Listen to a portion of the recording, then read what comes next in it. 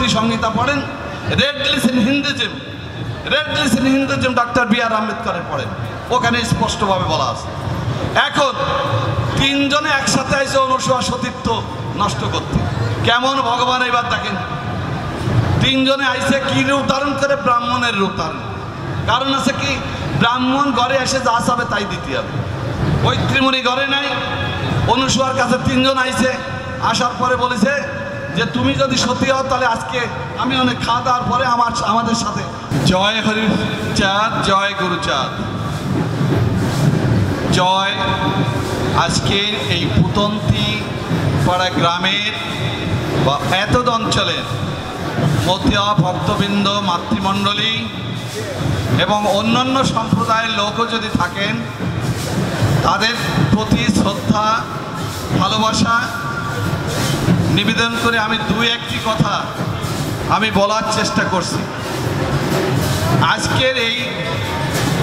আজকের এই মতুয়া মহাসম্মেলনে প্রথমেই শ্রদ্ধার্ঘ নিবেদন করি। এই গ্রামে আমি প্রথমেই অভিভূত হয়েছি এই বাড়িতে এসে, যে মন্টু গোসাই এবং তার যে ভ্রাতাগণ যে কথা শৈলেন্দা বলে গেলেন, যে জীবন্ত দেবী হিসাবে তার মাকে এইখানে বসিয়ে এই অনুষ্ঠানের যে উদ্বোধন করেছে, আমার হৃদয়টা ভরে গেছে। হৃদয়টা ভরে গেছে এই জন্যে যে তিনি কোনো মাটির প্রতিমাকে পূজা করেননি, তিনি কি কুমার বাড়ির কোনো প্রতিমাকে পূজা করেননি। তার পরিবারের সদস্যরা আজকে তার পিতৃবিয়োগ অনুষ্ঠানে, পিতৃশ্রদ্ধার্ঘ নিবেদন অনুষ্ঠানে শুধু পিতার কথাই স্মরণ করেননি, জীবন্ত মাকে এনে সেখানে দেবীর আসনে অধিষ্ঠিত করেছেন। তিনিই আসলে প্রকৃত মতুয়া। আমি কোনো দেব দেবীতে বিশ্বাস করি না, আমি দেব দেবীতে বিশ্বাস করি না এই কারণে, দেব দেবী হলো কাল্পনিক। কোন দেব কোন দেবী আমাদের রক্ষা করেনি। সমস্ত দেব দেবী আমাদের উপর খড়গ চালনা করেছে। আজকে যদি মানব জাতির ইতিহাসে বিজ্ঞান ভিত্তিক আলোচনা করা হয়, তাহলে সেই বিজ্ঞান ভিত্তিক আলোচনায় আমরা বলতে পারি পৃথিবীর সৃষ্টি হয়েছে 450 কোটি বছর আগে। নৃতত্ত্ব বিজ্ঞান এটাই প্রমাণ করে। আপনারা হয়তো বলবেন আপনি কোথা থেকে এই তত্ত্ব দিচ্ছেন। আজকে যে বিগ ব্যাং থিওরি, এই থিওরির সাথে যে আজকে যে পৃথিবীতে যে পাহাড় পর্বত ফসিল যেগুলো গবেষণাগারে চলছে নিরন্তর গবেষণায়, সেই গবেষণায় প্রমাণিত হয়েছে। মধুশ্রী বন্দ্যোপাধ্যায়ের একটা বই আছে, আপনারা পড়বেন, প্রাগ ইতিহাস। সেখানে দেখবেন যে পৃথিবী কিভাবে সৃষ্টি হয়েছে। পৃথিবীর সৃষ্টিতে কোনো মানুষের যখন পৃথিবীর সৃষ্টি হয়েছে কোনো প্রাণী ছিল না। আমি এই কথাটা বলার কারণ হচ্ছে, আমি এইটা দিয়ে শুরু করতে চাই যে পৃথিবীতে কোনো জাতপাত, কোনো ধর্ম পৃথিবীর সৃষ্টিকালে ছিল না, কোনো প্রাণী ছিল না। এই পৃথিবী যখন বিস্ফোরিত হয়েছে, মহাশূন্যে প্রচণ্ড ধূলিকণা মিলে একটা তৈরি হয়েছে, সেইটাই হচ্ছে পৃথিবী। আস্তে আস্তে এটা অগ্নিকুণ্ড ছিল বিস্ফোরণে, সেটা শীতল হয়েছে, বরফ হয়েছে, বরফ গলে সাগর হয়েছে। সাগর যখন হয়েছে তখন ধীরে ধীরে এককোষী প্রাণী, দ্বিকোষী প্রাণী। আমার ডাক্তার দাদা আছে এস.এস. হালদারদা, উনি আরো ভালো জানবেন। উনি ডাক্তারি যখন পড়েছেন, বায়োলজি পড়েছেন, তখন উনি বলবেন যে এককোষী দ্বিকোষী প্রাণী এসেছে। বিবর্তনের ফলে আজকের এই পৃথিবীর মানুষ, এই মানুষ আধুনিক মানুষ হয়েছে কবে? আধুনিক মানুষ 10,000 বছর হয় নাই, 75,000 বছর মানুষের আবির্ভাব ঘটেছে। এই 75,000 বছর মানুষের আবির্ভাবে তখন কি জাতপাত ছিল? তখন কি মানুষের কোনো ধর্ম ছিল? প্রচলিত ধর্মের সাথে মিলান ছিল না। 75,000 বছর মানুষ যখন আস্তে আস্তে হামাগুড়ি দিকে শিখেছে, আস্তে আস্তে দাঁড়াতে শিখেছে, আস্তে আস্তে হাতের ব্যবহার শিখেছে, পায়ের ব্যবহার শিখেছে। ধীরে ধীরে 10,000 বছর আগে তখন মানুষ যখন বনে জঙ্গলে থাকতো, তখন মানুষের পরনে কোনো বস্ত্র ছিল না। খাদ্য হিসাবে অন্য পশুর মাংস হিসাবে আহার করত, কখনো বাঘের সাথে, কখনো সিংহের সাথে লড়াই করে কখনো খাবার হয়েছে, কখনো খাদ্য হয়েছে, কখনো খাদক হয়েছে। একসঙ্গে বাঘ সিংহের সঙ্গে লড়াই করে, হায়নার সঙ্গে লড়াই করে মানুষ কিন্তু সভ্য মানুষ হিসাবে হচ্ছে 10,000 বছর। এই 10,000 বছর মানুষ হলেও তখনও কোনো পৃথিবীতে কোনো ধর্ম আসে নাই। তাহলে প্রথমে যদি কোনো ধর্ম না এসে থাকে, পৃথিবীর সব মানুষ এক ছিল না? প্রথম পৃথিবীর সব মানুষ এক জাতির নয়। এই চেতনা কেন হরিচাঁদ ঠাকুরের এত বছর পরে এসে, এই 200 বছর আগে হরিচাঁদ ঠাকুরের কেন এসে সব মানুষকে এক মানুষ হিসেবে বলা লাগলো? এর কারণটা কি? পৃথিবীতে প্রথম মানুষের আবির্ভাব হয়েছে যেটা আমরা বলি আফ্রিকা। একটা বিস্ফোরণে, একটা ভূমিকম্পে আজকের ভারতবর্ষ সেটাও কিন্তু আফ্রিকারই একটা অংশ ছিল। মানুষের আগে 2 লক্ষ বছর মানুষের আকৃতি লিয়েন্ডারথাল একটা প্রজাতি, নেটে চার্জ দেন, লিয়েন্ডারথালরা 200 বছর, 2 লক্ষ বছর এই পৃথিবী শাসন করেছে। তারাও কিন্তু বিলুপ্ত হয়ে গেছে। মানুষের জিনে এখনো 5% লোক দেখা যায় যে লিয়েন্ডারথালদের জীবাণু বহন করছে, জিন বহন করছে। তাহলে মানুষের কি কোনো জাতিভেদ হয়? যদি বড় অর্থে ভাবি, কে হিন্দু, কে মুসলমান, কে খ্রিস্টান, প্রচলিত ধর্ম যদি কথা বলি, যে সনাতন কথা বলা হয়, এই সনাতন কি সনাতন? আসলে সনাতন না। সনাতন বলে কিছু হয় না। Doctor B R. আম্বেদকর বলেছেন, nothing is sanatan, everything is changeable. কোনো কিছুই সনাতন থাকে না। আজকে থেকে যদি 1 জন্মের আগের কথাও ভাবেন, কি অবস্থায় ছিলেন আপনারা এখানে?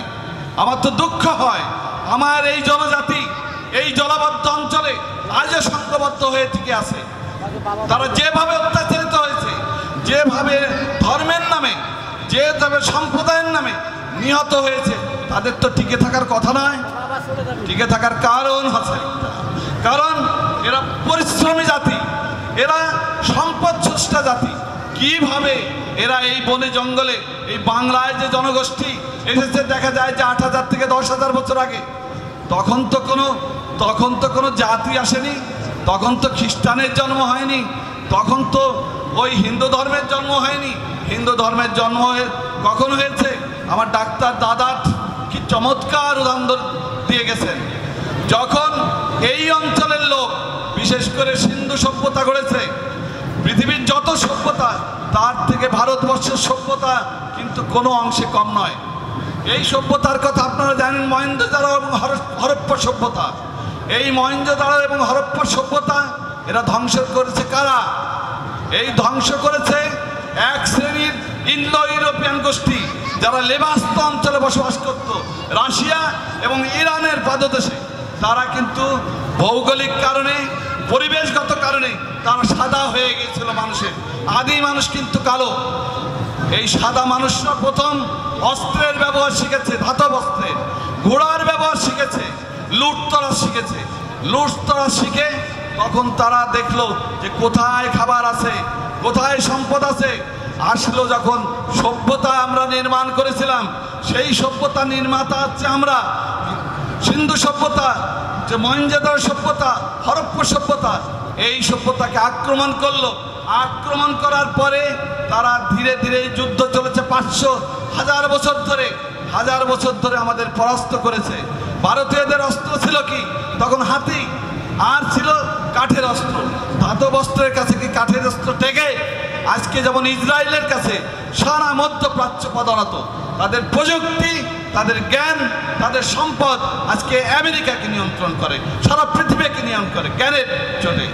আমাদের অবস্থা কি হলো? আমরা সম্পদ স্রষ্টা জাতি, আমাদের সম্পত্তি কেড়ে নিল, আমাদের মেয়েদের কেড়ে নিল, মেয়েদের ইজ্জত লুটে নিয়ে গেল, আমাদের হত্যা করলো। আমরা পালিয়ে এই অঞ্চলে চলে এসেছি।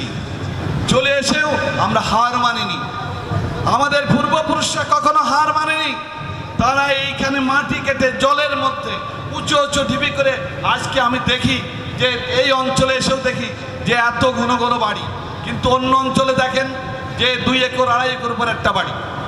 যারা অন্য সম্প্রদায়ের লোক, কেন এরকম হয়েছে? হয়েছে অত্যাচারের ফলে। কি করেছে? তখন বেদ নামক গ্রন্থ, কনস্টিটিউশন আছে না, রাজা যখন দেশে হয়, রাজা তখন প্রজাদের শাসন করার জন্য কিছু বিধিনিষেধ আরোপ করে। সেই বিধিনিষেধই হলো বেদ। সুধাংশুদা খুব চমৎকারভাবে ব্যাখ্যা করেছেন। বেদ আপনারা পড়েন নাই কখনো। এই বেদেই প্রথম আনলো জাতিভেদ। সেই জাতিভেদ বেদের, ঋগ্বেদের 10ম মণ্ডলের পুরুষ শক্তের 90 এবং 91তম ঋগটা পড়ে রাখেন।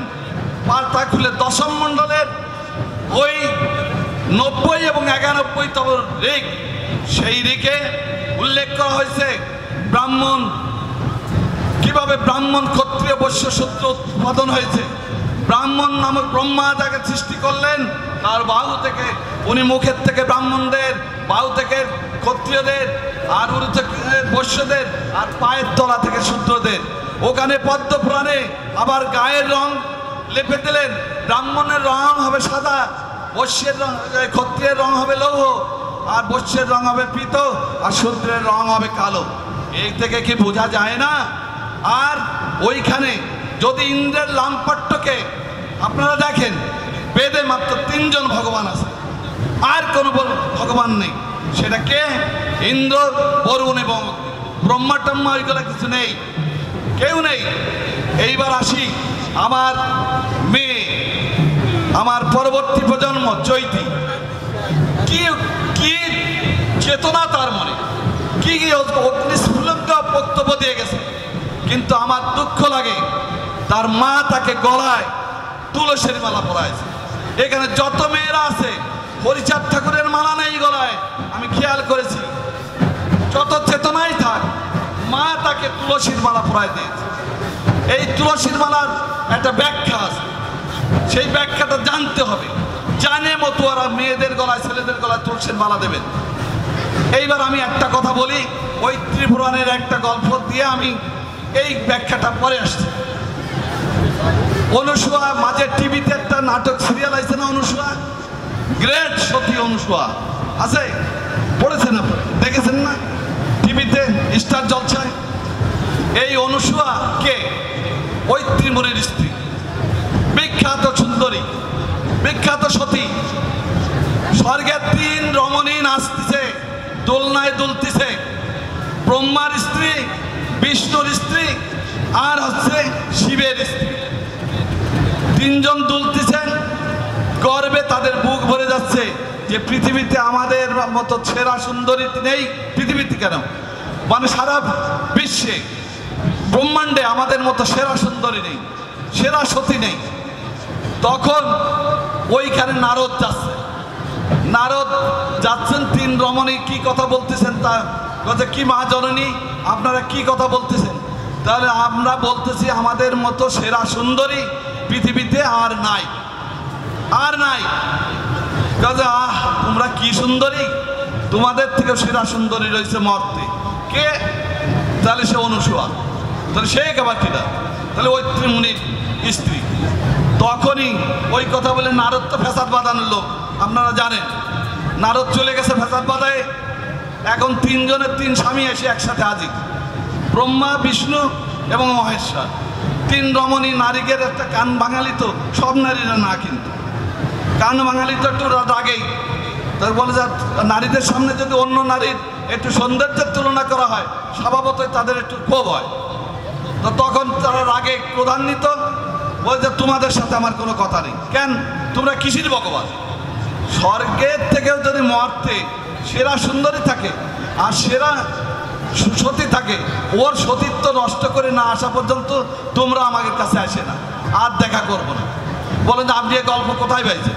ওই ত্রিসংহিতা পড়েন, riddles in Hinduism, riddles in Hinduism, doctor B R. আম্বেদকরের পড়েন, ওখানে স্পষ্টভাবে বলা আছে। এখন 3 জনে একসাথে আইসে অনুসুয়া সতীত্ব নষ্ট করতে। কেমন ভগবান এবার দেখেন, তিনজনে আইসে কি রূপ ধারণ করে? ব্রাহ্মণের রূপ ধারণ। কারণ আছে কি, ব্রাহ্মণ ঘরে এসে যা চাবে তাই দিতে হবে। ওই ত্রিমণি ঘরে নাই, অনুসূয়ার কাছে তিনজন আইসে, আসার পরে বলেছে যে তুমি যদি সতী হও তাহলে আজকে আমি অনেক খাওয়া দাওয়ার পরে আমাদের সাথে তোমার সহবাস করতে হবে। সহবাস করতে যখন উদ্যত হয়েছে তখন কিন্তু ওই ত্রিমণি ঘরে ঢুকছে। ঘরে ঢুকলে তিনজন পালাবে কন? এক দোলনায় চলে গেছে। এক দোলনায় যে তিনজনের মুখ এক হয়ে গেছে, দেহ এক হয়ে গেছে। তাহলে এই হলো গল্প। এই যদি ব্রহ্মা হয়, এই যদি বিষ্ণু হয়, আর এই যদি মহেশ্বর হয়, আপনারা মতুয়ারা বলেন আমার গুরুচাঁদ ঠাকুর শিব, তো গুরুচাঁদ ঠাকুর এরকম পরের স্ত্রীর ইজ্জত লুটছে নাকি? কোন সতীর ইজ্জত লুটছে নাকি? গুরুচাঁদ ঠাকুর কি করেছে এবার তাই বলি। হরিচাঁদ ঠাকুর তো ধর্ম দিছে। পৃথিবীতে যত ধর্ম আছে সব ধর্ম কিন্তু দুটো ধারায় বিভক্ত। একটা হলো পারলৌকিক, আর একটা হচ্ছে জাগতিক। হরিচাঁদ ঠাকুর আপনাদের কোন ধর্ম দিয়েছেন? কন দিয়ে আপনারা সবাই মতুয়া, কন?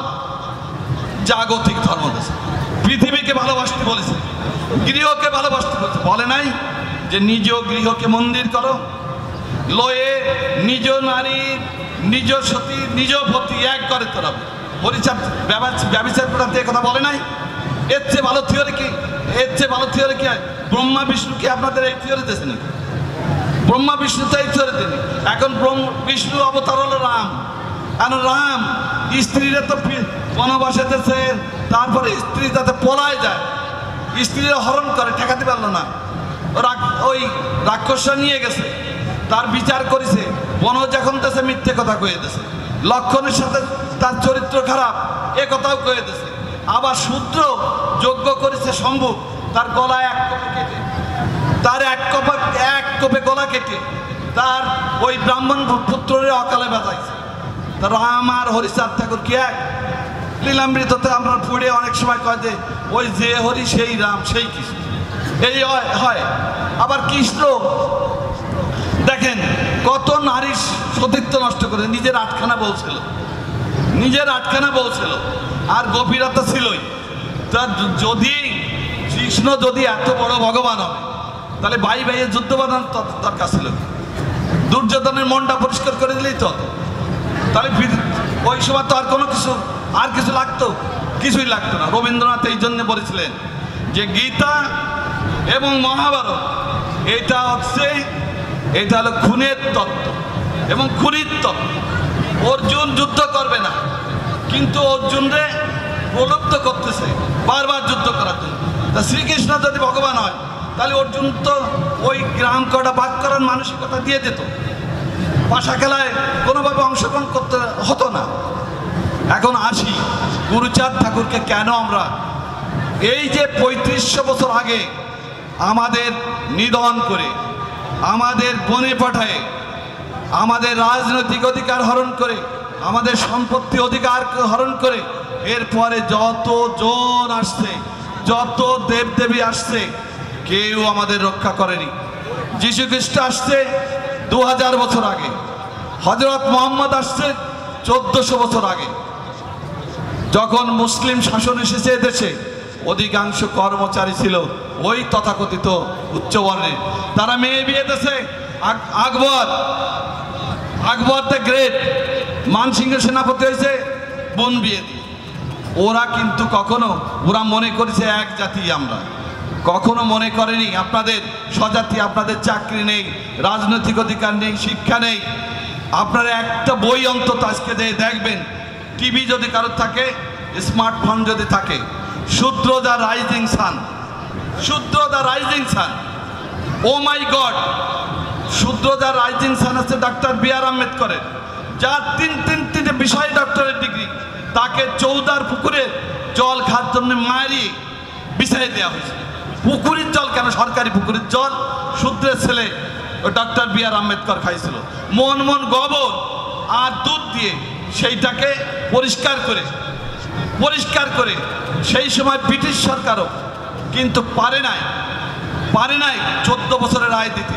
14 বছর পরে ডক্টর বি.আর. আম্বেদকরের ওই চৌদার পুকুরের কেসে মহারাষ্ট্রের রায় হলো যে এখন থেকে শূদ্ররাও সরকারি পুকুরের জল খেতে পারবে। আপনাদের জল খাওয়ার অধিকার ছিল না, আপনার মৃতের ছিন্ন বস্ত্র পরবেন, মৃতের পচা মাংস খাবেন।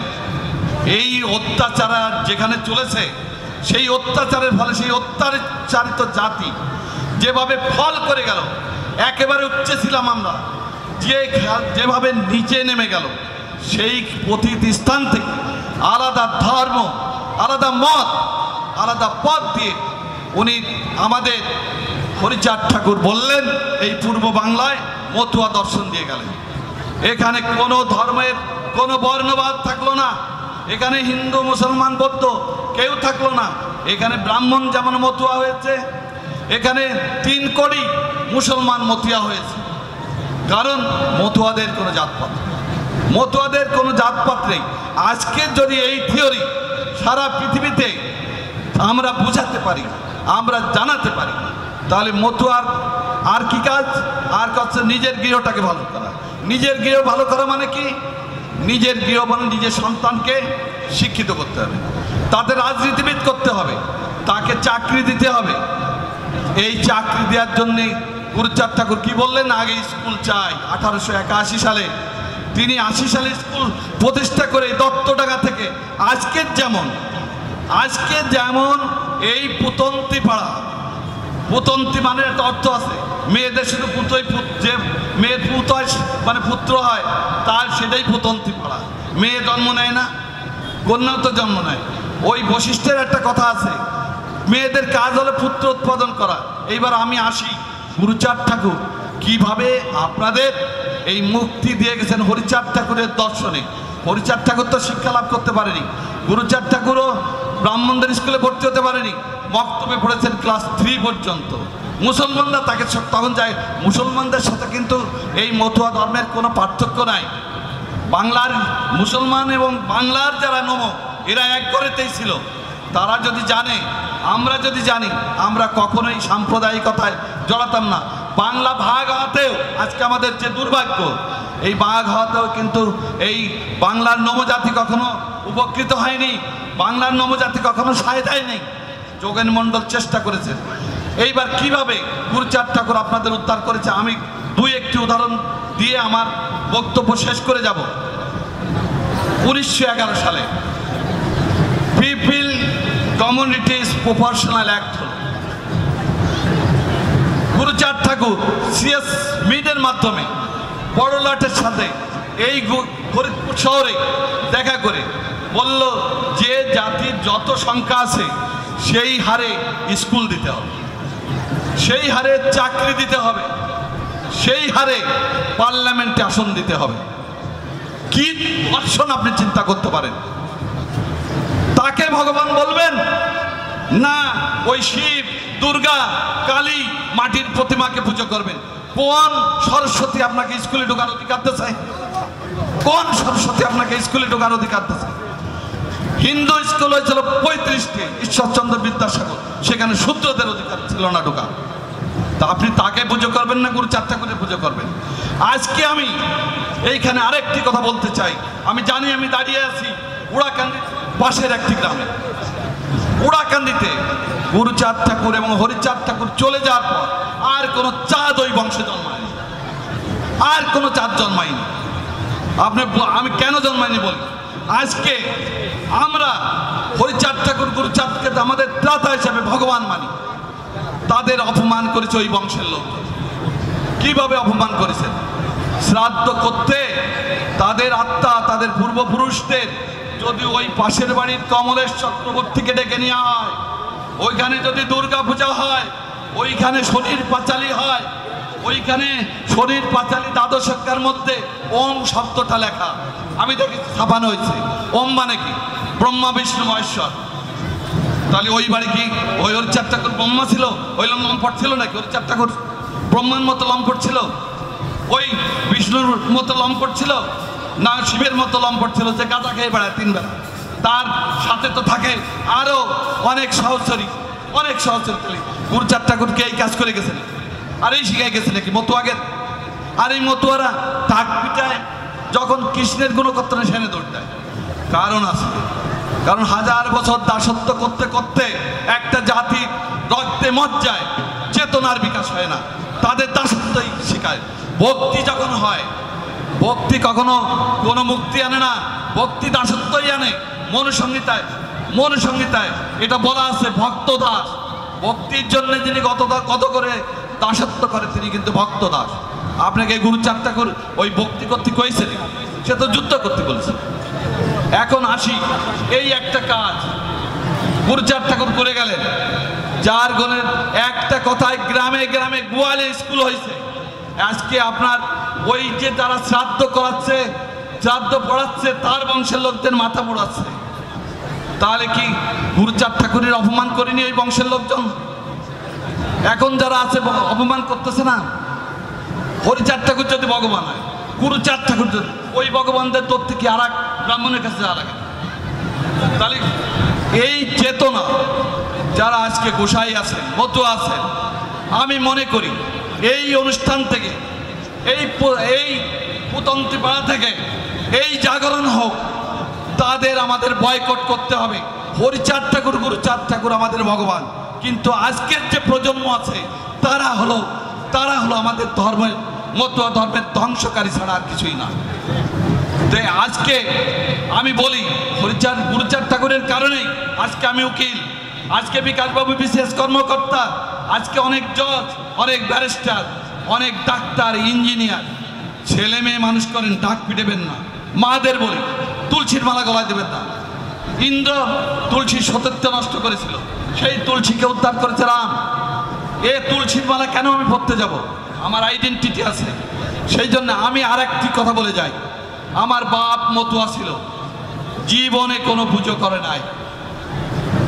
দুলালদা যাকে যায়নি, শৈলেন্দা, হরপ্রসাদ বাগচি আমার বাড়িতে বহুবার গেছে। আমার বাবা জীবনে 3 ভাইকে ডেকে বিশ্ববিদ্যালয়ের প্রফেসর করেছে, আমাকে উকিল করেছে, আর একসাথে ডাক্তার করেছে, জামাই পররাষ্ট্র মন্ত্রণালয়ে চাকরি করেছে। তারপরে আমার বোনের ছেলেরা ডাক্তার, ইঞ্জিনিয়ার, বিশ্ববিদ্যালয়ের প্রফেসর বিদেশে আমেরিকাতে। নড়াইল শহরে মেয়ে বিয়ে দিয়েছি, এত বড় অনুষ্ঠান কেউ করে নাই। আমার জামাই জাপান ইঞ্জিনিয়ার, কেউ করে নাই, ব্রাহ্মণ দিয়ে বিয়ে দেয়নি। আমার বাবা বলেছে যে আমি বিয়ে দেব, ব্রাহ্মণ দিয়ে বিয়ে দিইনি। 14 লক্ষ টাকা ব্যয় করেছি বিয়ের অনুষ্ঠানে, ডিসি, এসপি, ম্যাজিস্ট্রেট সবাই ছিল সেখানে। আমার সম্প্রদায়ের লোক দিয়ে আমি আমার মেয়ের পাত্রস্থ করেছি। দ্বিতীয় মেয়ে বিয়ে দিচ্ছি এই কয়দিন আগে। তাদের বলেছি একটা কথা, আমি সব মানব, কিন্তু কোনো ব্রাহ্মণ দিয়ে আমার মেয়ে যদি মন্ত্র পাঠ করানো হয়, আমি মেয়ে বিয়ে দেবো। রাজি? তারা রাজি হয়ে আমার মেয়ে বিয়ে করে গেছে। আমার বাবার মায়ের পারলৌকিক ক্রিয়ায় 4000 লোক ছিল, ডিসিএসপি নড়াইলের ইতিহাসে এত লোক, এত উৎসব করে 21টে মতুয়ার দল ছিল। আমার কোনো শ্রাদ্ধের মন্ত্র পড়েনি। আমি জীবনে কোনো দেবদেবী মানি না, আমি নিজের ঘরকে মন্দির মানি, আমি নিজেকে মতুয়া মানি। সে কারণেই এইটা জানান দিতে আমি আপনাদের কাছে এসেছি। এবং গোসাইরা যে মন্ত্র দিয়ে বেড়ায়, গোসাইদের বলি, এই হরিচাঁদ ঠাকুরের যে লীলামৃতেই আছে, মতুয়ার এক গুরু, ভিন্ন গুরু নাই। বাবা মা আসছে সবচেয়ে বড়। সেই জন্যে মনে প্রাণে মতুয়া হতে গেলে কি লাগবে? নিজের ঘরটাকে মন্দির করতে হবে, নিজের ছেলেকে জজ, ব্যারিস্টার, ইঞ্জিনিয়ার, ডাক্তার, রাজনীতিবিদ করতে হবে, বিজ্ঞানী বানাতে হবে, তা নাহলে কোনো মতুয়া না। বুদ্ধের 3টে থিওরি ছিল, যে যদি লেখাপড়া শেখে তাহলে শিক্ষায় আনে জ্ঞান, জ্ঞানে আনে চেতনা, চেতনায় আনে মুক্তি, মুক্তি হবে আন্দোলনের সোপান। মতুয়ারা জেগেছে, জাগবে। এই মতুয়াদের সাথে আমার ব্যক্তিগত জীবন সারা জীবন এক হয়ে থাকবে। মায়েদের বলে, হিন্দু ধর্মে আপনাদের কোনো উত্তরাধিকার তো দেয় নাই, হিন্দু ধর্মে আপনাদের কোনো অধিকার দেয় নাই। সেই জন্যে আসুন, আজকের এই অনুষ্ঠান থেকে আমরা আবার আহ্বান জানাই, আমরা প্রকৃত মতুয়া হই। প্রকৃত মতুয়া হলে কোনো কারোর সাথে কোনো দ্বন্দ্ব থাকবে না, কাউকে হিংসা করা লাগবে না, লাগবে না, নিজের ঘর মন্দির হবে। এই আহ্বান রেখে আমাকে আপনারা প্রধান অতিথি করেছেন, এর জন্যে অসংখ্য ধন্যবাদ জানিয়ে আমি আমার বক্তব্য শেষ করছি। সকলকে ধন্যবাদ।